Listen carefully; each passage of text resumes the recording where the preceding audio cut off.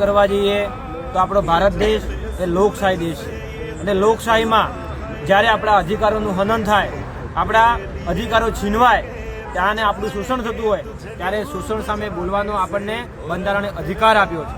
સરકાર કોઈ એવા નિર્ણય લે ત્યારે કોઈ સમાજ, કોઈ સમુદાયના હક કે અધિકાર પર તરાપ મારવામાં આવે ત્યારે એની સામે બોલવાનો, એની સામે પદયાત્રા કરવાનો બંધારણે અમને અધિકાર આપ્યો છે.